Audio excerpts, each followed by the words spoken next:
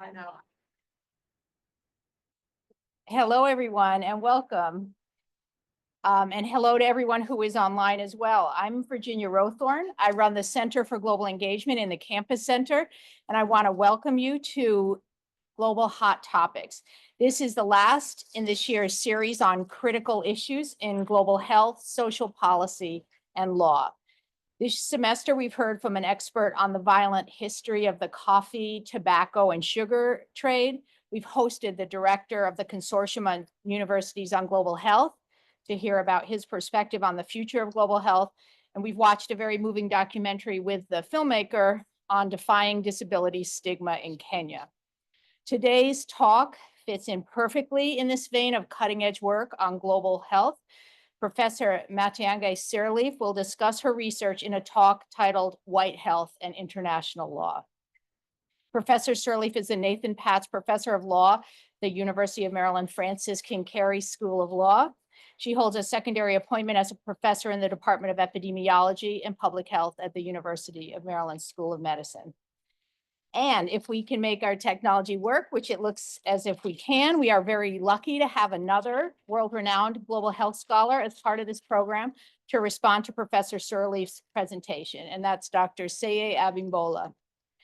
Dr. Seye Abimbola is an associate professor at the School of Public Health at the University of Sydney in Australia, where his teaching and research focus on knowledge practices in global health, health system governance, and the adoption and scale up of health systems innovations.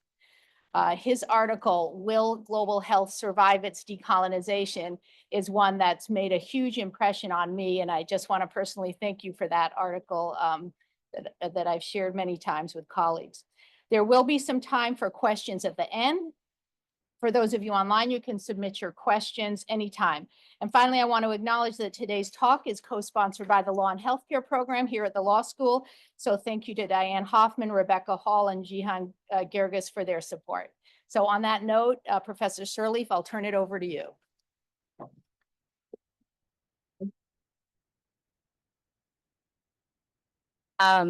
Thanks so much for that kind introduction. Thank you for being here with me this afternoon. I know that it's a pretty tough season for many reasons. Sorry, I'm looking for the mouse, multiple mice. Yeah, it's a pretty tough season for many reasons. And so I appreciate you taking time to be with me today, to be with us today to talk about a topic that is really near and dear to my heart. And so first, I just want to begin by just acknowledging Indigenous peoples, past and present and future, as the rightful and traditional protectors and caretakers of their native lands in what we now know today as the United States. I recognize the historical, ongoing, and violent legacy of land theft initiated by settler colonialists who first invaded the Chesapeake region in the 17th century. I want to note that the law school in Baltimore sits on the ancestral lands of the Iroquoian-speaking peoples and Algonquin-speaking peoples, all of whom shared this area through their relations and whose descendants are thriving despite settler occupation. I also want to acknowledge the people forcibly kidnapped and sold from Africa, who were enslaved on these lands from the colony's founding in 1634 until 1864, when the state of Maryland abolished slavery. Enslaved Africans were exploited and did work on this land, enabling us to live as we do today. Historical and ongoing systems of oppression have perpetuated and obfuscated acts of political, social, economic, ecological, and racial violence. And acknowledging the fundamental role that these play and continue to play in contemporary harms is something that is vital. And so recognizing these interconnected injustices serves as an opening today for us to contemplate the continuing resistance to subordination in global health. I wanted to begin my talk with this image because it really makes starkly visible how global health inequalities are structured. And it also clarifies the zones of sacrifice that persist, the bodies, the lives, the health, the well-being of the vulnerable, and those on the periphery, those marginalized in society, those that are treated as disposable, those whose lives are rendered irrelevant, in the global South and in the global North. Society treats subaltern peoples the same as we treat waste. thrown away, out of sight, and out of mind. My interest and positionality as I come to this topic was wrought by my own upbringing in Liberia, West Africa. Throughout, I have been concerned with rectifying the inequities that have been visited on people of the global majority. And I remember volunteering at an AIDS orphanage in Kenya in 2002, I believe, and seeing how many children the pandemic had left without parents. I also remember working at the Global AIDS Alliance in 2003 and feeling the futility that I felt about what my advocacy efforts were doing to try to contribute to policymakers and other actors' efforts to try to fund and address infectious diseases like HIV and AIDS, tuberculosis, and malaria. And as I bore witness to the 2014-2015 Ebola epidemic ransacking several West African countries, including my family's home, Liberia, I was driven to undermine simplistic accounts where epidemics like Ebola just happen spontaneously due to local backwardness, where the health and inequalities and vulnerabilities are just sort of rendered natural. And the continent of Africa and its peoples are treated as, again, a waste, as a wasteland, as a place of diseased bodies. And I wanted to disturb that tendency to sort of normalize the suffering and vulnerability that has been associated with diseases that disproportionately impact Black, Indigenous, and other peoples, other subaltern peoples. And so my research then tries to uplift the role that international law plays through both the mission and commission of furthering inequalities and hierarchies. So this talk today will connect how racial and colonial logics are reflected reliably across different areas of global health law and policy, and how the past continues to inform the present. The central question that this talk will interrogate is whether and to what extent white health and white interests then and now continue to inform the global health agenda. White health is a concept that I am using to reflect the way that diseases are racialized and constructed socially. That is, diseases are given racial meaning based on the racial groups that are socially constructed as being associated with those diseases. And so I want to be clear that this is nothing about sort of the biological or innate nature of the role that race is playing, but the way in which that race is socially constructed, and the process of racialization constructed racialized peoples as diseased and as inferior. And doing that helps us to do a number of things. It helps us to situate the political, legal, and social privileging and salience that is given to ailments that are thought to touch and concern people who are racialized as white. And so my talk today surfaces the origin of global health, and I'm going to do that. My time is actually just starting now because I just put my timer on. I'm going to discuss the role of exploitation and racial capitalism in the field and how this is formative to the development of the field of global health. And then I'm going to talk about how tropical medicine and the transition from tropical medicine to colonial medicine, tropical medicine / colonial medicine to global health is one that is a fundamental one that we should keep with us, because that is going to help us understand how the global health law regime sort of emerged. And then it'll allow us to explore the ways in which coloniality continues to persist in the field. I'm not going to save the conclusion. So the conclusion and the takeaway, the key things that I want you to walk away from are that despite its ambitions, right, global health law as a field doesn't escape the structural limitations and racial hierarchies imposed by the larger field of international law. The field of global health, in fact, misinforms us significantly about how global health law was developed by looking at the outcome of law as sort of a generation or accumulation of the project, as opposed to a blunting force and one that limits more radical and alternative visions for our health and well-being. And so to better understand the global health law regime, I argue that we need to understand the path not taken, what's been excluded, what's been erased, what's been marginalized. And instead of focusing, as global health law tends to do, on the creation of legal architecture as a good in and of itself, I argue that this provides a really shallow and narrow vision and understanding of both our past and also what potential emancipatory futures might exist for us. So with that, let me turn to now talking about the ways in which the transcription function is messing with my ability to move the slide. So I'll just do that. Nope.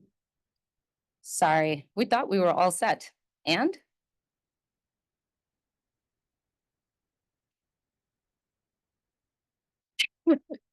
Okay, all right, so wait for it.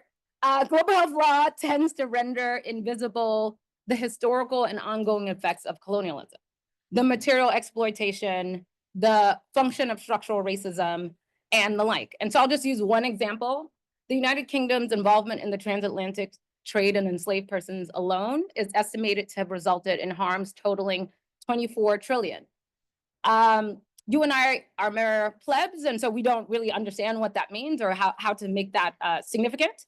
But researchers have found that between 1960 and 2018, the global north, through unequal exchange, drained from the south 62 trillion, so even more. And this is the period between 2016 and, between 1960 and 2018. And so that continued effect and legacy of extraction continues even in the quote unquote post-colonial moment. In 2015 alone, the global north net appropriated from the south 12 billion tons of embodied raw materials and its equivalent. And so it's important for us to understand the larger structure in which global health sort of exists. It doesn't exist in a vacuum.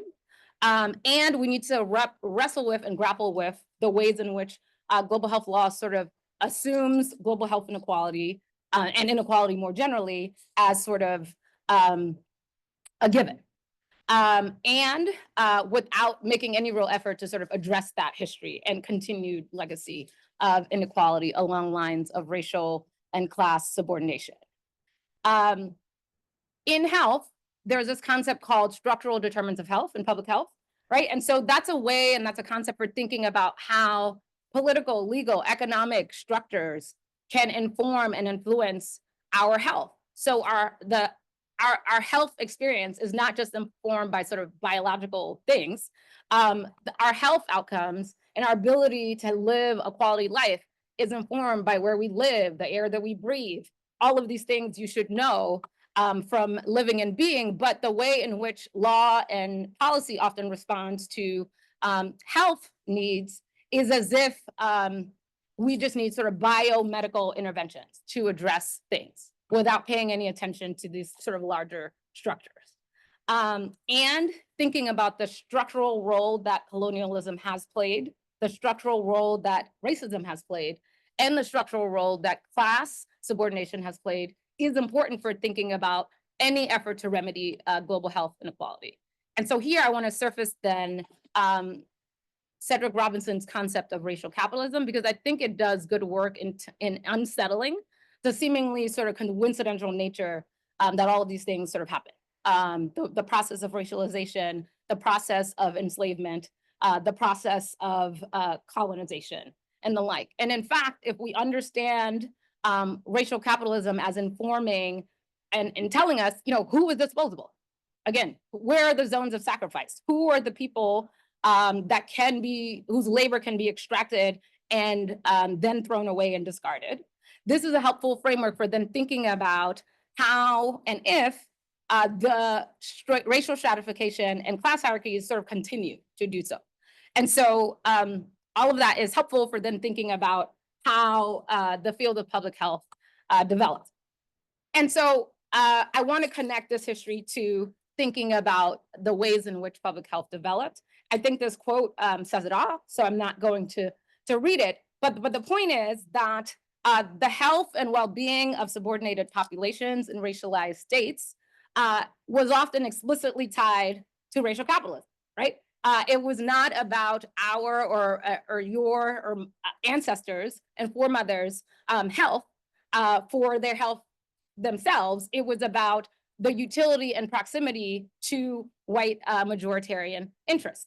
And so public health systems developed then because even under systems of medical apartheid, there was a recognition that, okay, well, Black, Indigenous, and other subaltern peoples' health have to be improved to some minimal level of functioning because germs don't actually abide by segregationist logics, right? They don't actually understand the construction of race, the social construction of race, right? So disease-carrying microorganisms are not functioning on racist lines and racist ideologies. And so there's a way in which if you're invested in white health, you then have to be concerned about the health of subaltern peoples, especially at points of convergence where there is connection. So this is a picture of the US and during Jim Crow, despite the hectic apartheid that existed within this country, measles, tuberculosis, pneumonia, typhoid, all of these things were spreading. And that necessitated a public response to the welfare of subordinated groups within this country. And that's just one example of the way in which public health developed to sort of take account of the health and well-being to the extent that it touches and concerns white interests. And so how then does that project get globalized? Tropical and colonial medicine is the name of the field. And that is a key mechanism for translating the priorities of imperial science and policy. Here you see some missionaries. And I want to be clear that the conceptualization of sort of tropical diseases is a misnomer, right? So malaria, cholera, leprosy, dengue, all of these things were endemic in the global north, right? So there's nothing sort of inherently different about the tropics. The disappearance of these diseases in places like Europe and in North America are in large part due to addressing underlying determinants of health in these areas, as opposed to sort of an inherent pathology of the tropical climate or tropical peoples, so to speak. But tropical medicine was a crucial aspect of colonial subjugation and expansion. And so it's important to think about the well-being and health of peoples that were subordinated underneath colonialism was a function of needing their labor for the capitalist machine. And so that is important because, again, your health and well-being is not a good in and of itself. It's good to the effect that it impacts the bottom line. And so this sort of integral relationship between colonialism and tropical medicine is important to think about because in many ways, the colonial administration was necessary to help, and the coercive power of the colonial administrative state was necessary to implement different interventions. This is inoculation taking place in India. And so tropical medicine was generative for colonialism, right? So I want to be clear that this nexus between sort of wealth extraction and the health of peoples is integrally linked, and that it was important for imperialism that troops be able to better cope with unfamiliar diseases, that they needed to be healthy in order to subjugate peoples, in order to take over lands that they claimed were theirs, and in order to be able to suppress those fighting against colonial domination and subjugation. And so the field of tropical medicine focused on infectious diseases, vector-borne diseases, and infectious disease control. And so that legacy is key, and it's an important one for us to continue to think about because there is a way in which the diseases that are thought to touch and concern the interests most of capital, white majoritarian interests in the North, and have the most significance for the expansion of colonial empires, tend to sort of get elevated in global health. And so I want us to trace and track the ways in which communicable diseases and the effect of communicable diseases, or importance rather, continues to be this sort of clear legacy. And the ways in which that racialized territories and racialized peoples then continue to be marked as places of difference even when they're not in, the particular territories. And again, the field is created to make the region and its peoples more hospitable to European extraction. And the field then is necessary for transforming this otherwise quote unquote backward region and the like. And so I want that those trains of thought to stay with us. And now I want to do like a very quick and dirty on international law, and I'm happy to answer any questions. But I want to make clear the role that international law is playing as sort of a structuring force. So international law is a fundamentally oppressive body of law because it says that only states can make law, and only some peoples were allowed to be states. And surprise, the people of the global majority were not, and their sovereignty were not recognized as sovereigns. So they were not able to make international law. And treaties, that's international conventions, only states can make those. And P.S., most of you peoples are not involved in the project of lawmaking. So, and that the treaties are sort of the first form of lawmaking. The second form, both of these are sort of state-driven, is based on international custom, again, by states, right? And again, most peoples are outside of what's considered as states. And so international law then perfects racial hierarchy. It perfects class subordination, and it ratifies this undemocratic form of lawmaking. And you can think of treaties as sort of contracts and custom as sort of behavior that people are doing out of a sense of a legal obligation. Both of these are primary sources of law. The reason why I have custom highlighted is because custom is made by the general practice of states, and those states who are most affected are the ones who get to keep the rule. So meaning if a bunch of new states come along and say, hey, we want to change that rule, it doesn't serve us, the most affected states have to say, okay, yes, I agree. And the most affected states, you might guess, are going to say, hey, no, by the way, I don't agree. So that means it's a very hard body of law to change, and it builds the structural inequities are sort of built in to the field. And then when you look at the other sources, I won't spend too much time on them because they're subsidiary sources. But what I want to flag is just the way in which the coloniality of the doctrine just sort of jumps out, right? So it's only the general principles of civilized nations, right? So international law constructs people as civilized, and then other peoples are not. And those people who are outside of civilization, their lands, their rights, their legal systems, you can just disregard. It's as if they were not even there. So this is the legal fiction on which international law is built. And then in the context of the transatlantic trade in enslaved African peoples, the communities of descendants of enslaved peoples get spread all about in different places. And that means that the lawmaking power that might have existed gets even more restricted because there's some dilution that's happening. And of course, all of the indigenous peoples' lands and rights who were subordinated through the process of colonialism and settler colonialism don't get a say in sort of the lawmaking.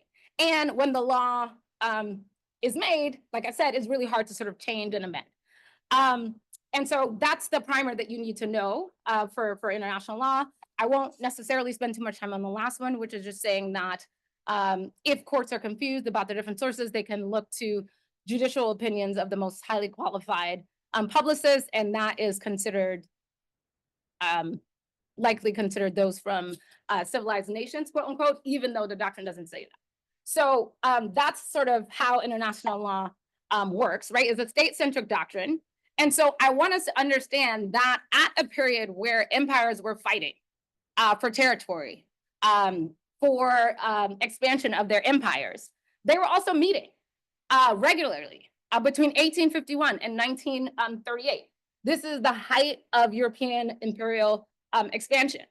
And they are fighting elsewhere, but they're meeting on global health. And that must be because they are humanitarians and they really care about the health and well-being of others.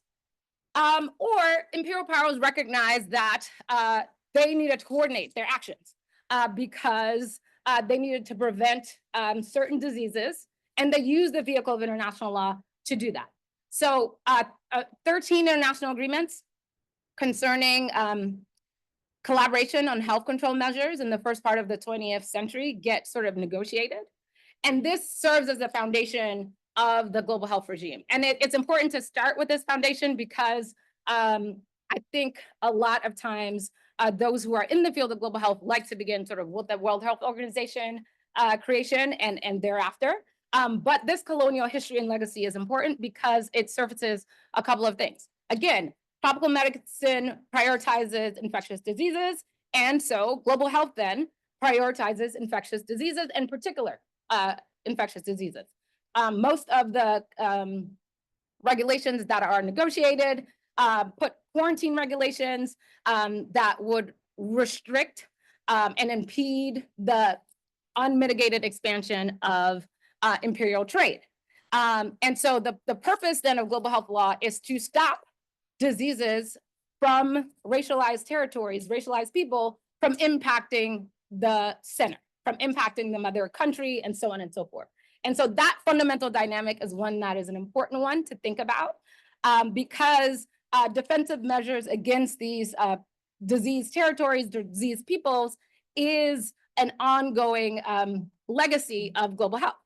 And one of the leading French voices during the international sanitary conferences talked about defending Europe against exotic diseases. And we don't have to think too far to continued political rhetoric that continues to scapegoat racialized peoples as disease and a need to like defend the border and so on and so forth.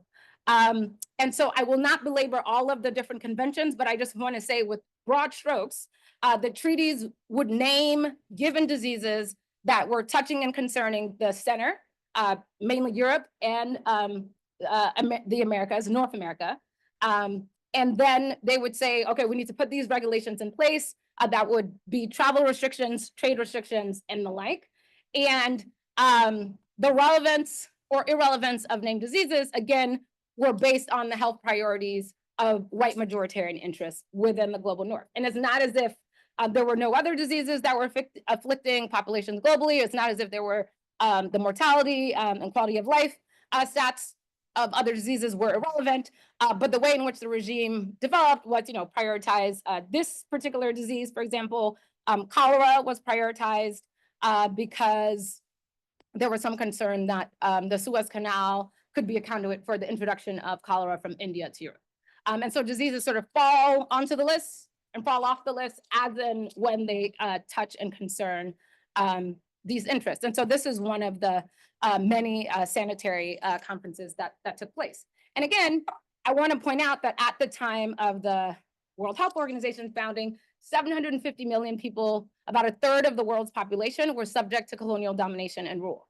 The World Health Organization is supposed to be global, and it includes, its constitution states, the enjoyment of the highest attainable standard of health is one of the fundamental rights of every human being without distinction of race, religion, political belief, economic or social condition. So the WHO's foundational principles indicate then that this privileging of white interests and the like should be less central underneath this regime. And since the inception of the organization, the question has been whether it can make a clean break from its colonial legacy.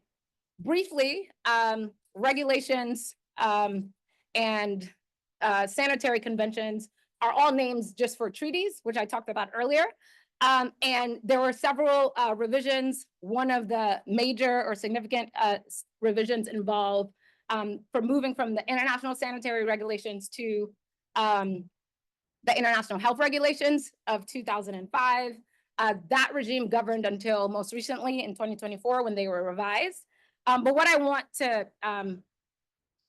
point out about the global health regime and what I want you to understand and take away is that against this background, against the background of colonialism, of class hierarchies, of structural racism, and inequity, global health law can protect, it can overprotect, it can fail to protect, but it is not and cannot be neutral. right? So global health law reflects the choices and practices of states, as I've said, and other actors as well. And that includes both action and inaction. And so inaction or silence on the part of global health law to address inequality is ratification of the status quo of coloniality, of class exploitation, of structural racism in health.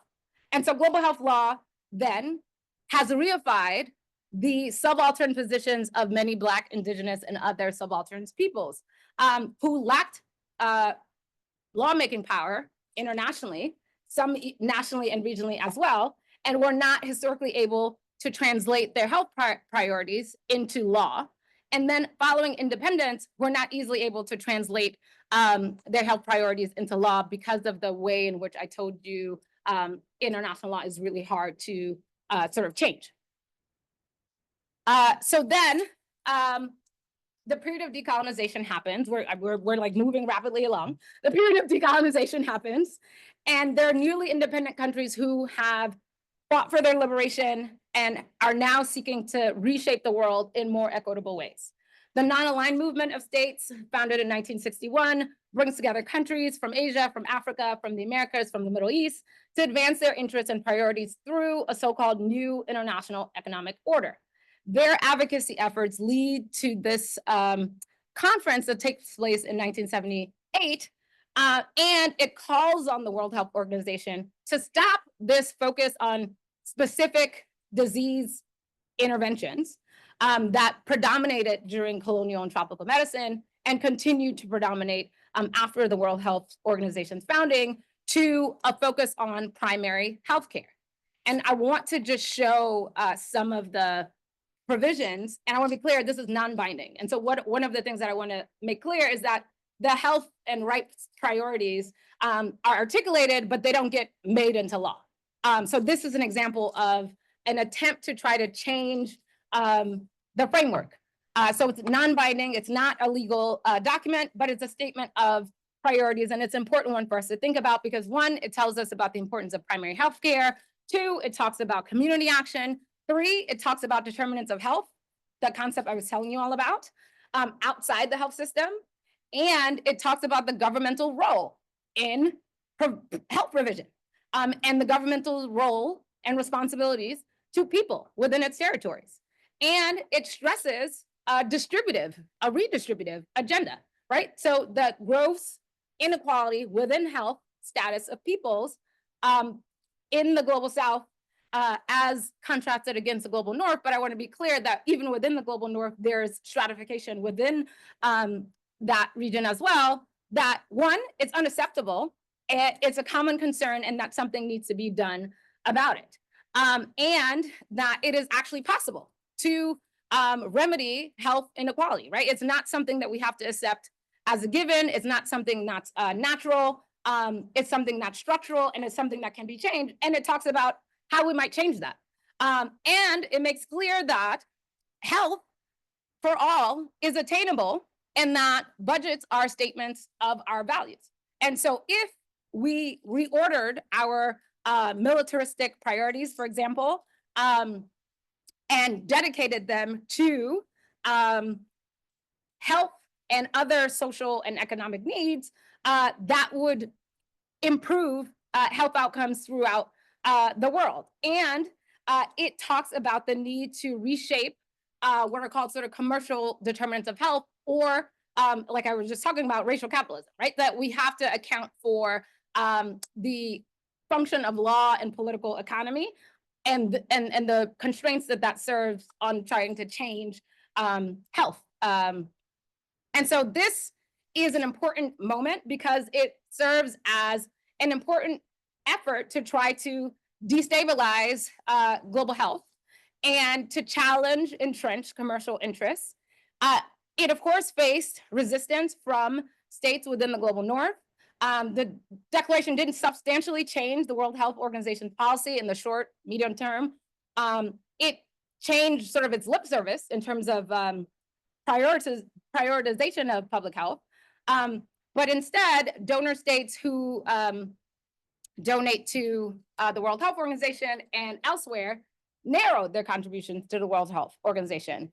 and instead focus on things like biomedical interventions for particular diseases, which sounds really familiar to colonial medicine and tropical medicine that we were talking about, and something called selective primary healthcare. So that is a completely different and diametrically opposed vision to the one advanced in the Declaration of Alma-Ata. And I want to pull out, if I can, the role of institutions like the World Bank and the International Monetary Fund, because these financial institutions and basically the neoliberal sort of economic agenda, which prioritizes austerity for some places through structural adjustment reforms, means that many nations, in order to get access to loans, they have to limit their health spending, to limit the amount food subsidies they put, limit investments in other social sectors, education, so on and so forth. This obviously has detrimental health consequences. It shrinks what is already a small public health space to one that is more negligible. And we should note that countries, including the one we're sitting in, regularly engage in deficit spending. It's like, oh, we'll just add another zero to the check and we'll just continue adding, right? So this idea that other people's budgets need to be balanced is a fiction. And the first priority in terms of paying is to external creditors. And it's like, well, who wrote that rule? The creditors. The creditors wrote that rule. We get paid first.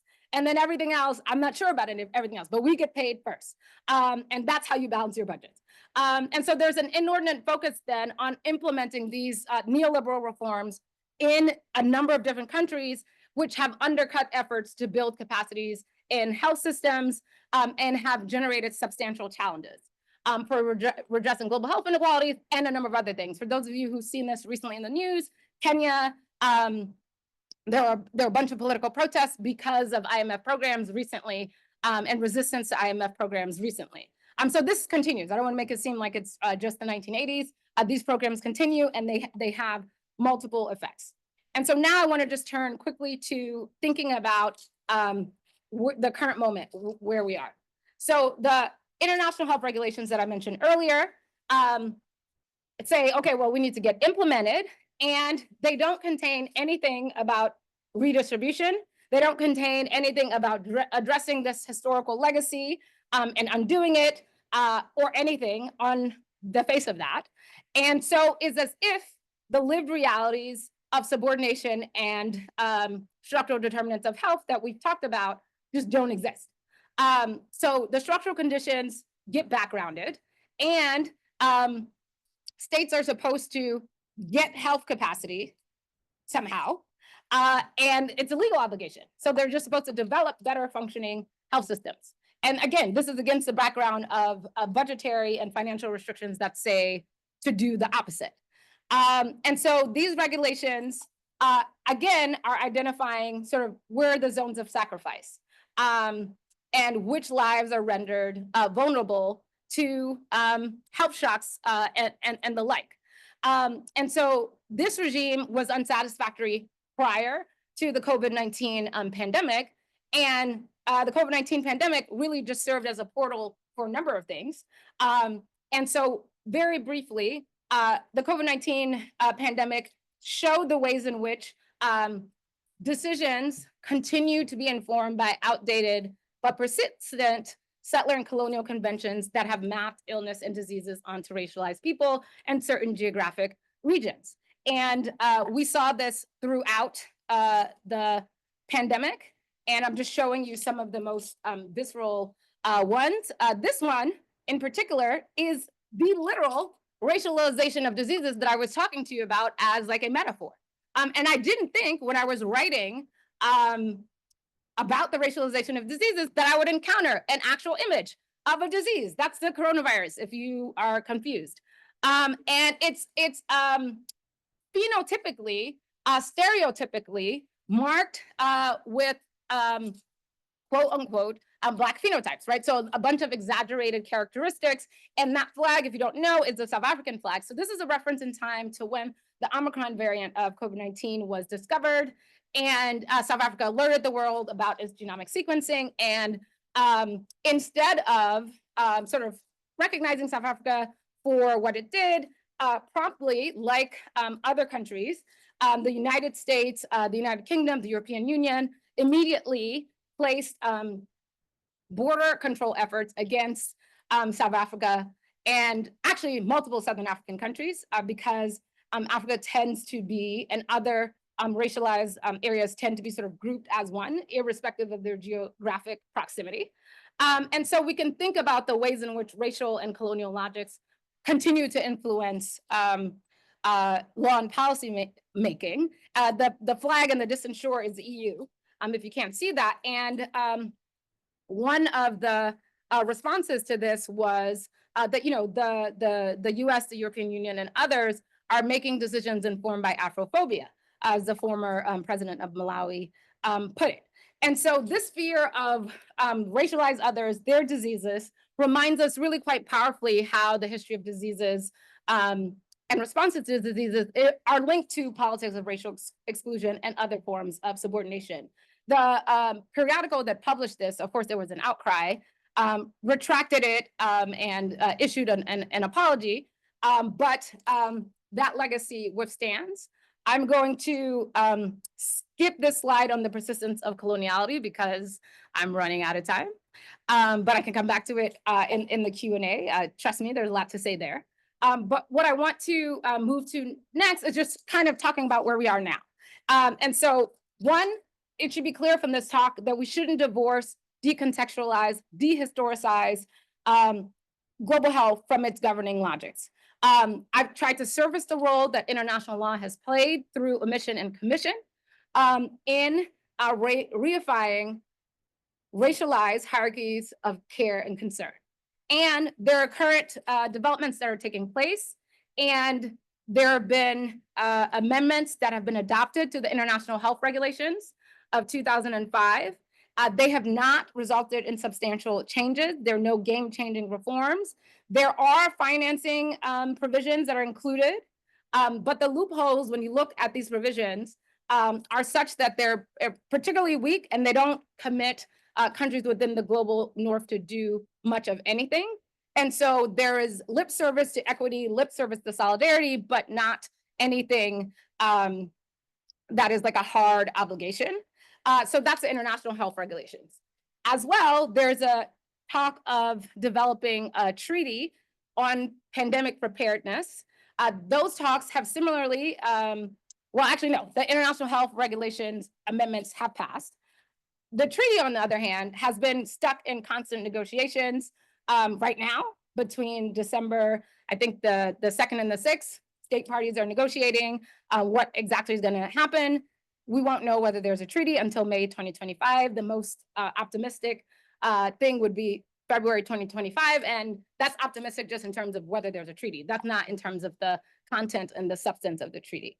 I think that I can just say that based on what happened with the amendments, I doubt that there are going to be really robust provisions in the pandemic treaty. And so current reform efforts are not clearly pointing toward a decolonial future, even if we don't know what the final treaty text is. The reality in global health is that the more things change, the more they tend to stay the same.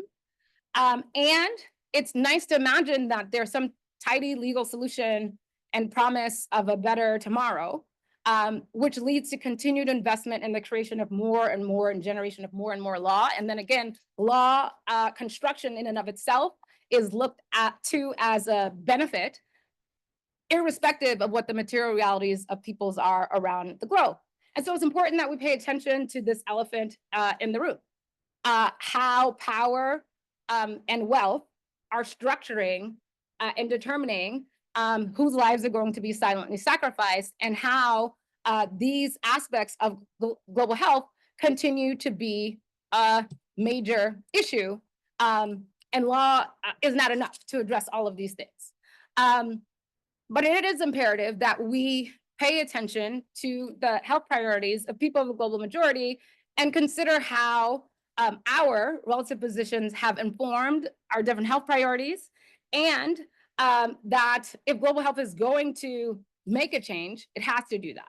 Otherwise, the field really just risk reinscribing the functioning of imperial power and reifying the subaltern position of those who have historically lacked and continue to lack lawmaking power. I'll stop there. Thank you so much.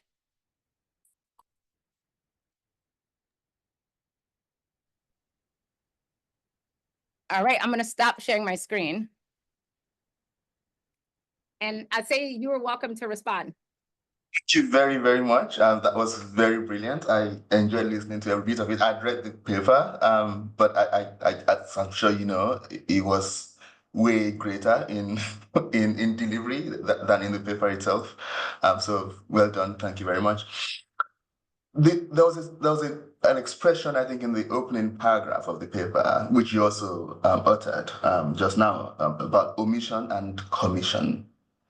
And it's an expression that interests me very deeply, in part because of our tendency to pretend that we do not know what we know. Or, in fact, the ways in which the structures that govern the world direct us to not know what we should otherwise know. And when I think about global health as a field, I'm often asking myself, why isn't what we just presented now the standard understanding of how global health is and how global health works? Because if it was, we will function differently. And it isn't. And it isn't for a reason, many of which you're already highlighted, that there is something about power that works hand in hand with a kind of ignorance or knowing or unawareness. And that interests me very deeply. There's also something about power that allows the legitimization of what you described very, very eloquently as the zone of sacrifice. The normalization of that in itself is not natural. That we accept that some lives are fungible is not natural. It was created, and it was created through interpretive technologies, including race and others. And again, our unknowing of that, in other words, to normalize those things is to not know or choose to not know that these things were created and they're fictions, they're not real, but we function as though they are real, and there's something inherent in the field that makes us behave that way. There's a way in which Latin American scholars often describe coloniality, sort of in three forms: genocide, ecocide, and epistemicide. And of those three, I'm drawn particularly to the epistemicide part of it. Because as I've described it, there's something necessary in the epistemic domain for the first two to really work. In other words, to make ecocide and genocide really work effectively, you have to have done something epistemically, whether again it's in developing these technologies of interpretation, or whether it's in the ways in which people choose to not know things. You have to have done something there, and that interests me very deeply. Now, on the one hand, one may think of epistemicide as the destruction of indigenous knowledge systems, which again is necessary to make global health function the way it does. But one could also think of epistemicide in the ways that I've just described, which is a kind of injustice done to people in their capacity as knowers. Whether it's in the ways in which they want to interpret reality, which of course will divert significantly from the way power interprets reality, or whether it's in the respect we give to their accounts of reality, of their reality of the world or their place in it. And again, when I think a lot about global health, whether it's in research or practice or in law, as you described really brilliantly, you find these forms of injustice manifest, the credibility deficits visited upon people who are at the periphery. And as you described, they are not allowed to even call on their customs as a way of making sense of the world, because of course it's not there, or if it's there, it is invalid. Or that they're not allowed, in fact, to center their own reality in the interpretation of how they want to see the world functional. And what I'm going to do in the next sort of 5-6 minutes is to go through 6 sets of conditions that I've identified as allowing these epistemic injustices to persist in global health. And one of them, the chief of them, which I hinted at already, is miseducation. It's in the fact that we have designed a field and designed a world in which we do not educate people on the most basic essentials of how to understand the world, whether it's the structural origins and the colonial legacies that underpin a lot of what we take for granted. Whether in understanding, in fact, that inequities are not biomedical, technological problems. And again, you very, very clearly described what happened in the wake of the Alma-Ata Declaration, where very quickly captured with the language of selective primary healthcare. A political vision was immediately, within 1 year, transformed into a technological vision. Again, it speaks to that kind of miseducation that we've normalized certain epistemic practices that take our attention away from the structural origin of things, which means that we are comfortable with only picking on the little things on the edges. That we will give more vaccines and you're going to be fine. We'll donate to you next year. So just wait a little bit, it will get to you. And that's those kind of really, really downstream things is where attention is often at. The second one is mislabeling. Again, very similar to miseducation. We've learned to give things labels that are false, right? Whether it's when we mean to say racism, we say race, right? Or those kinds of things. When we mean to say that people who have been structurally disadvantaged, we just put a label of vulnerable on them as though they are by nature vulnerable. Again, which you described really well. The third one is something I call under governance. And the image of those white men in that room that you depicted is just a great representation of that. That it's who gets to sit around the table to make the rules that govern how a field functions or how efforts to address injustices and inequities function. And which leads to the fourth condition, which is underrepresentation. It's one thing to not be represented on the tables, around the tables where decisions are made.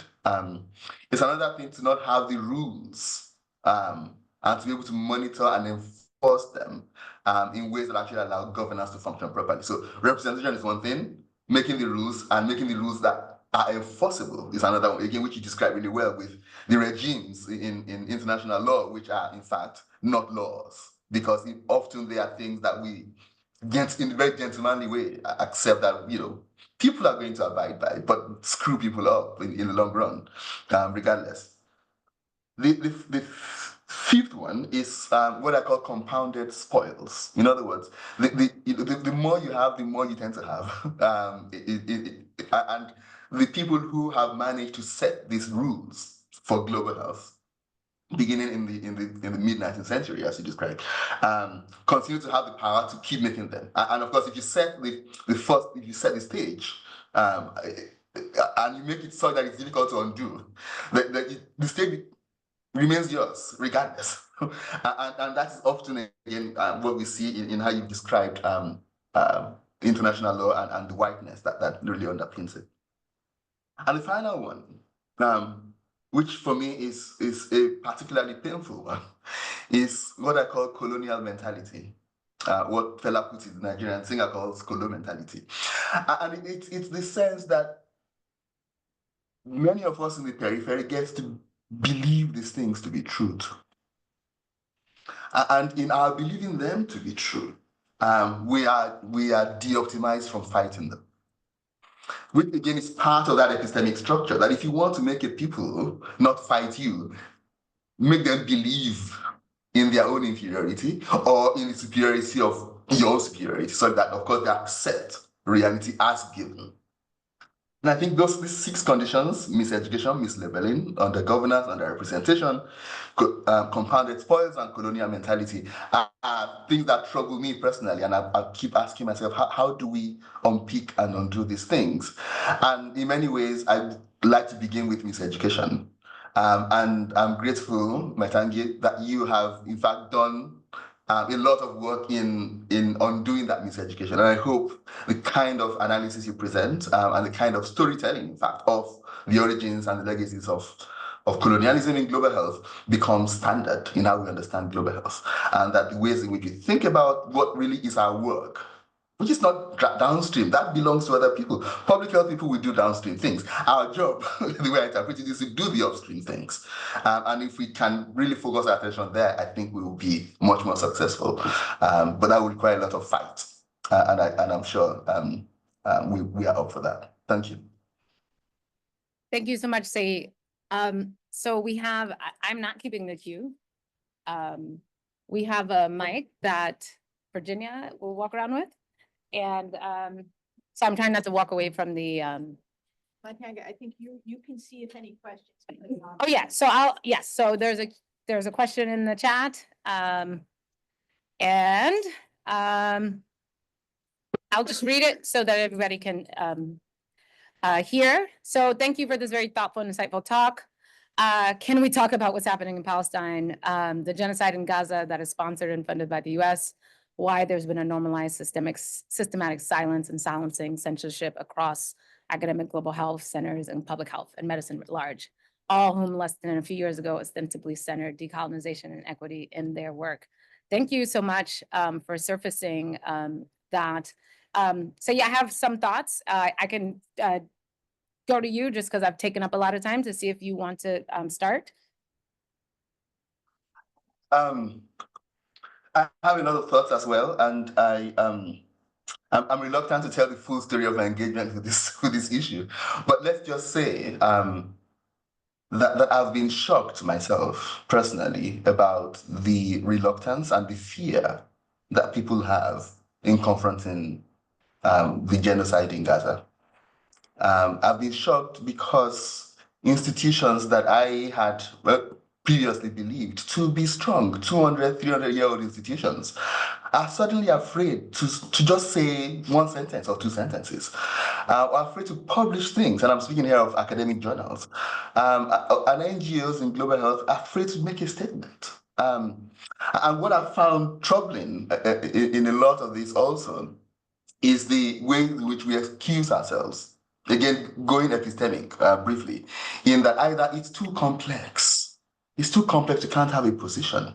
I don't think there's anything complex about the genocide. Genocide is a genocide, you call it a genocide, and you advocate for it to stop. Or whether it's in the fact that something bad is going to happen to us. We will lose our funding, we will lose our reputation, we will have a huge blowback.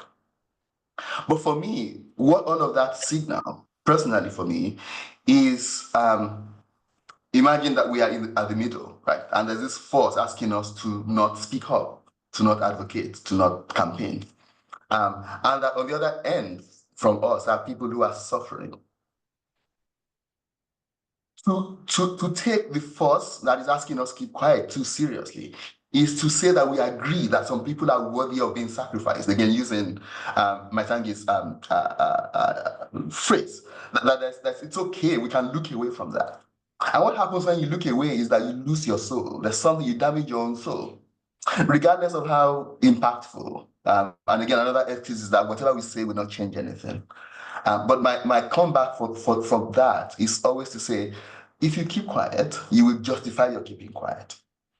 When you justify your keeping quiet, you justify that certain lives are worth less than others. Certain lives are worth being sacrificed. And when you do that, you destroy your own soul. So even if only to preserve your own soul, whether as individuals or as institutions, it is worth speaking up. And I've been shocked personally that people and institutions have chosen to be quiet about this matter.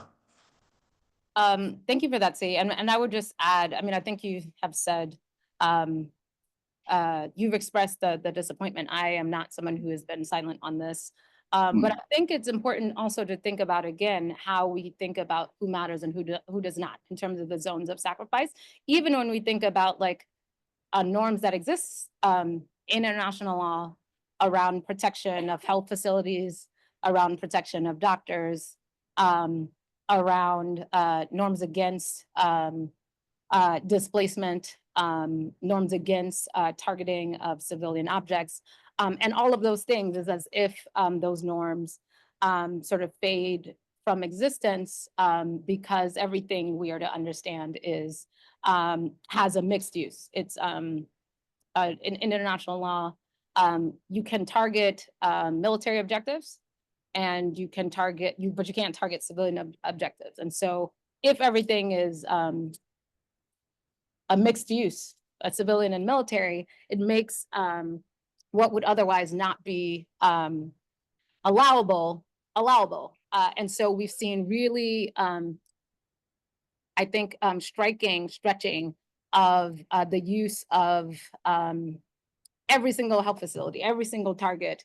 And this is in the context of 80% or 70% rather of all civilian infrastructure in Gaza being destroyed, including schools and the like. And so thinking again about the ways in which global health actors, institutions, and individuals have been not vocal enough about this. It is sort of surfacing a number of the logics that we've been talking about in this talk in terms of who is, where the zones of sacrifice are, and what is allowable. So thank you for that. I don't know if we have time for any other questions. So if people have to go, we understand, but I think if we could just have a question or two while we have these two wonderful experts here on this topic. Does anyone have a question they'd like to ask in the room?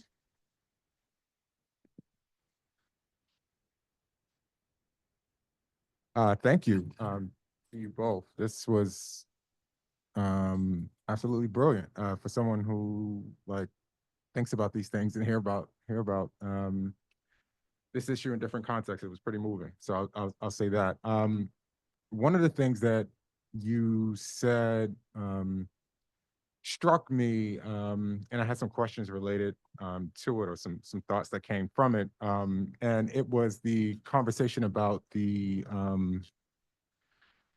ways in which IMF works with these neoliberal assumptions and agendas, and the sort of the slimming of the public health sector. And that visual was very, very powerful too. But it made me think about, especially because much of some of the harms and deficiencies that some of these countries and barriers that the countries are wrestling with are caused by those very same, countries in the global minority or global north, right? And it made me think about sort of post-Haitian revolution and sort of the structure there where, Haiti was paying reparations to France for the destruction and dehumanization and violence that it caused, right? So it made me think about, one, to what extent, if you know, is thinking about reparations, is global health in terms of international organizing and movement, thought of, focused on in a push for global reparations movement? And I'm also thinking in the decolonization movement that has been proliferating over recent years on the ground and also in academic circles. To what extent is global health a focus there? Thanks for that. I'll just repeat it. And briefly, it's just thinking about how to repair this legacy and ongoing nature of injustices within global health. And as you rightfully said, there were never any reparations for however many centuries of colonialism. There were never any reparations for slavery. Haiti had to pay for its freedom, which informs its current positionality today. And this idea that you don't have to repair the harms is part of this construction, this epistemic construction that Saeed was just talking about in terms of what is within the bounds of what is reasonable and what is outside of the bounds of what is reasonable. And there's a way in which law has an integral role to play in sort of constructing legal fictions around, well, what was legal then? I mean, I started by talking about how law was structured and created in ways that did not recognize the legal systems and ways and systems of being and governance of peoples all over, such that when you say, well, it wasn't illegal then, it's like, well, who to who, right? To who?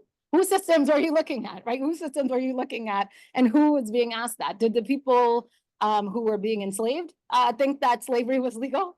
Did the people, indigenous peoples whose lands were being taken and who were being genocided, they did think that that was legal? And so it's important to think about, again, legal fictions and the ways in which we construct norms about legality and norms around sort of statute of limitations and other things which leave out thinking about rectifying colonialism, thinking about rectifying slavery, thinking about rectifying numerous genocides. So that's the world that that's the international order that we exist in.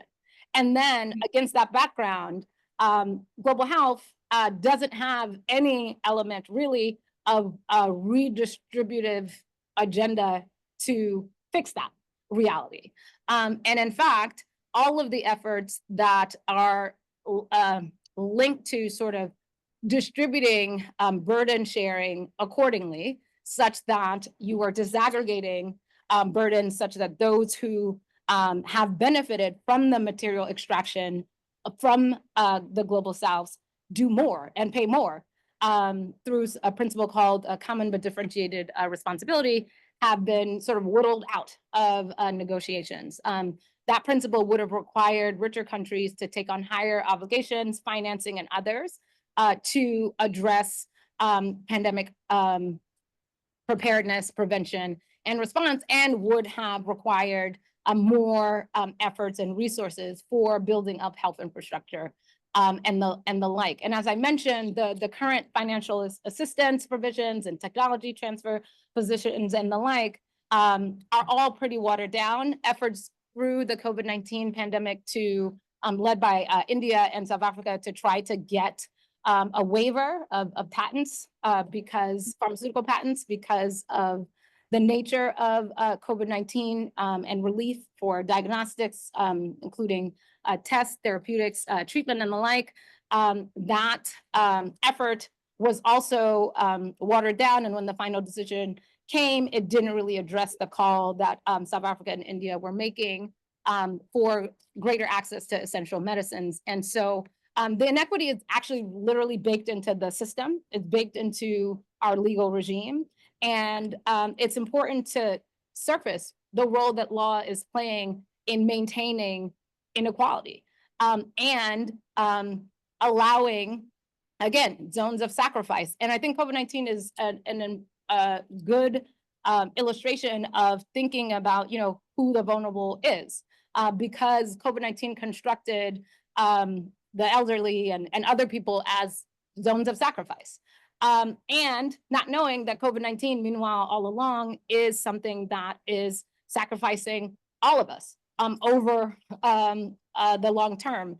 And you would have thought that that would have been an opportunity for us to rectify the way in which we approach global health, right? Recognizing that our health, we only really have this life. We only really have this body. And despite our efforts to think that we can govern and rule everything, when we are faced with our individual health, we are faced with our individual mortality and our collective mortality, as well as our reduction in the quality of life that we have. And once that is gone, it's hard to replace. And so there needs to be a shift within global health that is thinking on redistributive lines. And that is not at all what's happening within the current reforms. And so I have to say that I'm not sort of optimistic that the current reform efforts are going to lead to anti-subordination or reparative efforts. But I think that that is part of the fight. Part of the fight, as Saeed was mentioning, is like not normalizing it, not normalizing that there should be no repair, that there is no recompense that is due, and that there are zones of sacrifice and peoples whose lives are meaningless. And contesting that and fighting that. So yeah, I don't know if you had anything else to conclude. No, nothing really to add. That was very well answered. For me, part of the challenge is finding is how alternative concepts are used instead of things like reparation. So you hear solidarity, or you hear things like that sort of suggest that let's all come together. We are the same, and let's not talk about those things that they are in the past. It's now. I won't save lives now. So there are very brilliant tools, epistemic tools that are used to diffuse claims about reparation, discussions about redistribution. And again, it's being attentive to those things and being attentive to them in ways that immediately challenge their legitimacy as appropriate concepts to use in those kind of discussions. So we are way over time. Thank you guys for being with us today. Thank you so much, Saeed. It's like 7:30, I think, in Australia. So it's now 9 a.m. So it's good now. Yeah. Oh, thank you. Thank you. Yeah. We'll stop the recording. Thank you, Saeed. We'll be in touch. Thanks.